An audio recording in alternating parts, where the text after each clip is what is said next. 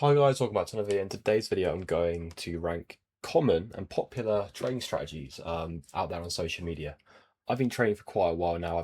I've run my own Discord groups where people come with their different strategies. I've tried so many different strategies. I think I've tried most of the strategies on this list. And I'm going to try and do the best to give a objective view on each of these strategies and rank them from the S tier to F tier, which is the worst.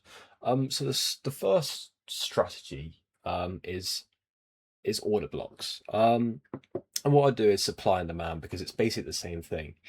Um, but but supply and demand for me is an A tier strategy. If you can use supply and demand effectively and work out where large movements of price have come from, then that's an indication that there's been large orders and an interest around that price point. And once you start to add market context like breaks of structures and trend following, then supply and demand can be a really great strategy. So I'll put order blocks in there as well, as they're basically the same thing. Um, Breakout strategies. I think breakout strategies are great. I have a stock breakout strategy myself where I wait for an ATR of 5. I wait for a very consolidating market for a long period. I draw out breakout zones, and whether that's wedges, etc. And I wait for the breakout on price when I see a large spike in volume. And these breakout strategies, if you can really understand them, they are so good. I really recommend breakout strategies to everyone because if you can pair this with trend and other concepts like support and resistance, supply and demand, then you're onto a real good winner there.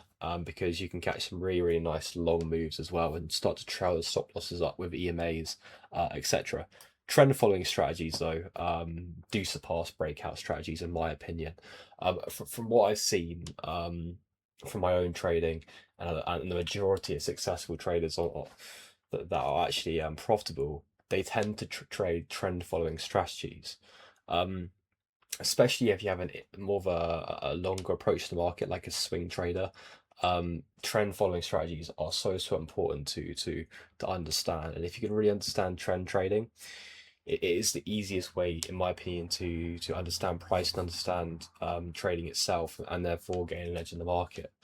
Um, Reversion strategies, reversal strategies, mean reversion. This is all the same thing. I personally, from what I've seen, these are the hardest to master. Yes, you can master it. I've seen quite a lot of success, especially in the intraday in reverse strategies around London session, etc. There's a lot of people trading the London reversal strategy at the moment, and they're seeing some success. But what you got to understand is this idea of regimes in the market and the fact that you need to make sure you understand volatility because volatility is everything with reversal strategies. You need to understand where you're seeing low volume come into the market, and when you see that high volume come through, that's a great indication of a reversal. And the issue with this is a lot of people don't wait for enough confluence with reversal strategies, and they get in too quickly, and therefore they lose a lot of money because they just get too eager and they try to trade these V-shaped patterns which are so rare to find in the market and be successful with. But mean reversion, I'll give it a B tier. It's still a decent strategy out there, but like I say, for the average person, I'd rather trade breakout and trend following strategies if I'd had to recommend people starting out with trading. Scalping generally is going to be a C tier to B tier, possibly. I'll move it up to the back end of B tier. The main reason with scalping why it isn't the greatest out there is just because so many people can't make money with it. It is so very difficult to make scalping work long term. Now, you can get quite a lot of short-term success with scalping, maybe within a 5-year period, where you can find strategies that work over quite a short period based on the regime that's currently in. Um, for example, scalping at all-time highs is actually quite a good idea.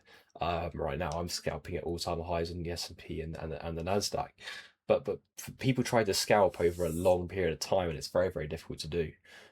It's better to find markets specifically which work quite well for scalping and work quite well in high volatility in markets. And if you can find those markets, then scalping can be great and intraday trading can be really good. But for the majority of people wanting to trade every single week of the year, on the majority of markets, scalping is is very difficult, and I would not recommend people wanting to do that.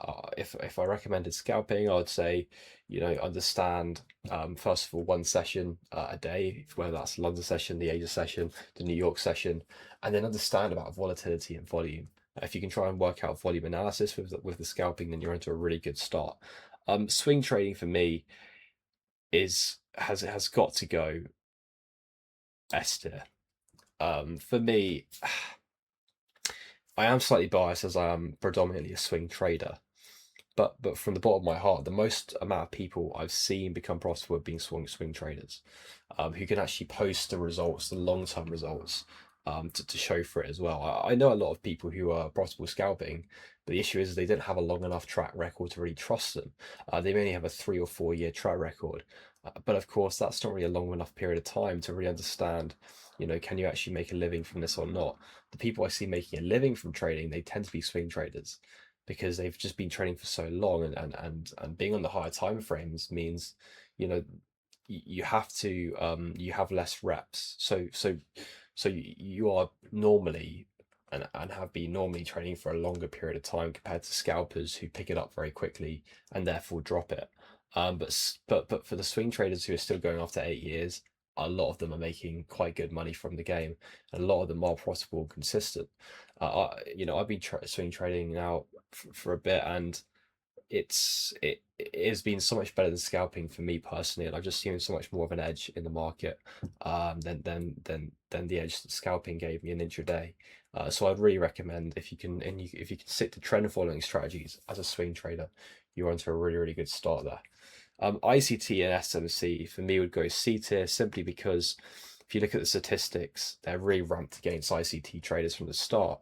One of the prop firms, Maven, which is one of the top 10 prop firms in the world, they've actually published and released the fact that they say that 80% of the people who take their prop firm challenges are ICT traders, because pretty much everyone on TikTok, if you go on TikTok, they'll pretty much be trading liquidity sweeps and fair value gap trading, which is an ICT concepts.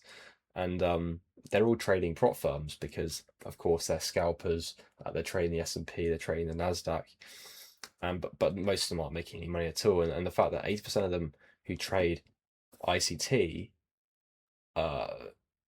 in these prop firms, we know the fact and the statistics for how many traders are actually making off profit, and that's probably less than 5% of people who trade prop firms are actually making consistent payouts. With some prop firms like Top Step, they actually say that only 1% of people who take prop firm challenges are consistently getting payouts.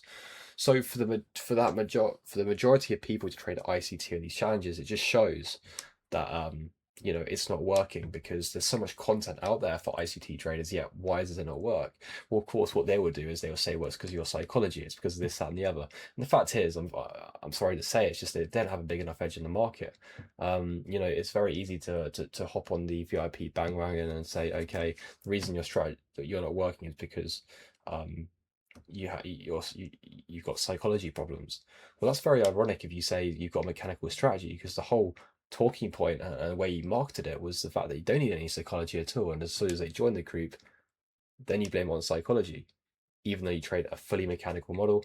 It doesn't quite add up to me, and the fact is they just don't have a big enough edge over a long enough period, because they are trading this analysis paralysis, where they see everything as a setup, or they don't see anything as a setup, and they try to add too many layers to their analysis, and at the end of the day, you need to trade to make money. But if you just try and find ways of not trading, it doesn't really work out very, very well for you.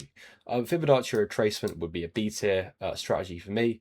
It's really great with confluences as an extra tool to your analysis, but using it on its own is going to be very difficult to make money long term. The simple fact is that if Fibonacci's work truly and could work on their own, they're so easy to implement and mechanicalize, nobody's actually using them, and no one's actually finding an edge of it, because the fact is that they are just lines on a screen which tell you at areas of premium and discount, and that's a good layer to add to your analysis, but it shouldn't be the only layer you add.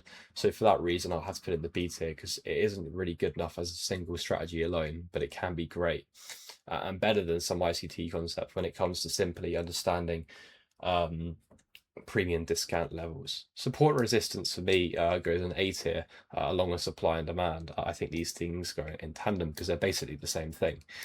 People talk about supply and demand, they're really referring to support and resistance, to be honest with you. Support and resistance it doesn't move the market, because if support and resistance move the market, then you just have price ranging between two levels at all times. But what it does show is it does show where, um, previous and historical key levels in the market where prices reacted off sharply. And once you can understand these sort of levels, you can sort of understand this institutional level behind it as well. And the fact that, some institutions do mark out these levels that are very clear, especially when you get to the higher time frames. Support and resistance can be super powerful because everyone can see the same levels to trade off. And around those levels, you can get quite a lot of volatility and find quite a lot of trading setups with that. So I would say support and resistance on the lower time frame is mainly just noise, because everything can become a level. But if you can use it on the higher time frame, support and resistance is a really strong level in your analysis. Again, it's very difficult to do on its own, but with conflicts of other things, I'd say it's pretty much up there as one of the best, or if not the best, forms of technical analysis out there. Liquidity grabs for me goes with ICT. The idea of liquidity is very important, and it is what truly drives the market. But this idea that you can hop on the 1 minute or 5 minute time frame and mark out wicks of the screen and say, well, that's where orders are in the market without looking at a book map, that's not really how it works. People don't just put stop losses where a wick is. That doesn't identify a stop loss. That doesn't identify liquidity either. A stop loss is a form of liquidity. It's a form of money in the market. But the main thing you want to be focusing is more orders. Where are orders lying in the market, not stop losses, right? Because there's much more orders in the market than there are stop losses. In fact, a lot of the very good traders don't use stop losses at all. And of course, it's very ironic because all the people trading these liquidity crabs are on prop firms, which don't even release their CME market data. So when you're looking for a stop loss, you're not even seeing the real data out there. So it's quite a misconceived way of looking at things, and quite a lot of the time they're just trading against support and resistance because they're just trading off lows. Oh, it swept that low. No, you're just trading a key level, not a liquidity sweep. Fair value gaps. Fair value gaps, I would put just above ICT as a concept. I wouldn't personally ever trade off fair value gaps, but what it does show is what's otherwise as an imbalance. An imbalance is just a very strong move, and I like to see very strong moves in the market because again, it shows where buyers or sellers became very interested in the price, and that therefore, and if you see increases in volume, for example, that's where you can actually find orders and find liquidity in the market. And therefore, that's a great area to trade off. Now, of course, if you mark out every fair value gap in the market, you're really going to find yourself in a very difficult position, because then you become, again, the analysis paralysis. Which ones do I use? And of course, if you haven't got other context behind that, again, it becomes very difficult to use in your analysis. MA crossovers goes in B tier for me as well. There are lots and lots of strategies. It's probably one of the first strategies around the 2000s and the 90s were MA crossovers, and the majority of trading books were talking about 10 and 20 EMA crosses, 50 and 100, 20 and 40. There's quite a lot of different ones, 9 and 21.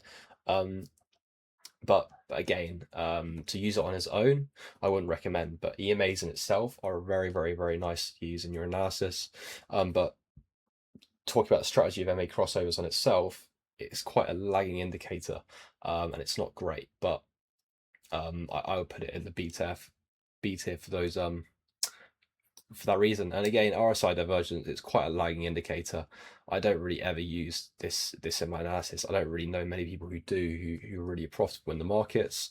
I think it can be used quite nicely on higher time frames, but I would stay anything in intraday. There's not really any point of doing that, because there's so many other better ways of working out where price is oversold and overbought, rather than using a lagging indicator like the RSI divergence. Caught on fundamentals, I would say would go in S tier. I think if more people learn fundamentals and trading, more people would become profitable, full stop. The fact is that there's basically no traders on YouTube or trading in general who pick up trading, who trade fundamentals, unfortunately, especially in the modern day and age. And that's just simply because people want to learn, the magic of technical analysis, because it's way more fun to use and learn. But the problem is that you're not actually ever learning what moves the market. Yes, liquidity is what moves the market because that's actually orders of price, but liquidity and people's orders are reacting to macros and fundamentals. The majority of banks, especially, used to be macro macro firms who would use fundamentals. And if you go to most traders inside city banks, they are using fundamentals as the priority of their analysis. It's the analysis that I mainly use as well. Looking at things like interest rates, decisions, and looking at different data that comes out, and economic data that comes out, is so important to understand. If you can understand what inflation and how that impacts interest rates, then you can really start to build a really good bias. And the reason I wouldn't put it as the best is because it is much better as a bias rather than a way of actually entering and exit trades. You do need the technical analysis. So I will probably put it in the A tier here, because I think you do need the technical analysis to enter the trades, right? But this this fundamental bias is way more stronger than a bias used for a mean reversion or any of the ones in the B and C tiers here, right? Because you're actually getting a proper bias and a proper extended reason for why to enter a trade, rather than the fact that the price is just swept at a high or a low. That isn't really the greatest bias, especially if we're on the smaller time frames. But therefore, the weakness of fundamentals is intraday.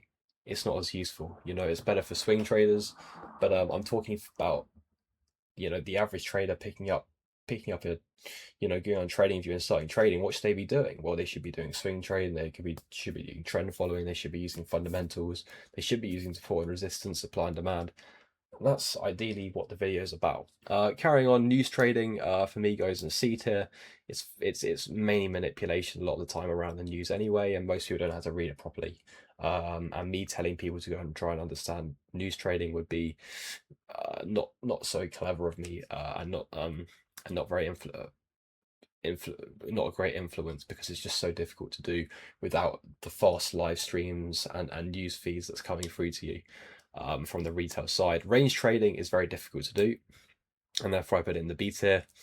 It's worse than reversions because it's so easy, even within a range, to get chopped up. so so it is so difficult, range trading. I've tried it and I failed miserably, and from that experience I wouldn't recommend people trying it either. Carry trading, I'll put in C tier. Carry trading is an added bonus, but I don't think it's a real reason to try and trade. If you don't know what carry trading is, it's where you find a Forex pair, which have a large interest differential. For an example, the Japanese yen interest rates are 0.75. The AED interest rates are somewhere around 4.35% at the moment, or something like that. And that interest differential, by holding it every day, will pay you swap fees. I think this is not a great way to use on its own, just personally buy and sell randomly and just waiting for swaps to do whatever it does. What I'd recommend is generally picking pairs which have good carry spreads and good carry swap fees, right? So you can actually get paid to hold the trade. VWAPs, I love the VWAPs. It's how I'd recommend people to scalp. I personally use the VWAP. I see a lot of people who are profitable scalping, especially, and swing trading using the VWAP. It's a great way of reading price and understanding buyers and sellers, especially around New York session. I've seen a lot of success with the VWAP so far. And Elliott Wave, I'll put in detail. I've never tried it, never heard anyone profitable with it, and I wouldn't recommend it to anybody. But anyway, I hope you guys enjoyed the video. If you did, smash the like button and subscribe. And yeah, I'll see you in the next one. But thank you.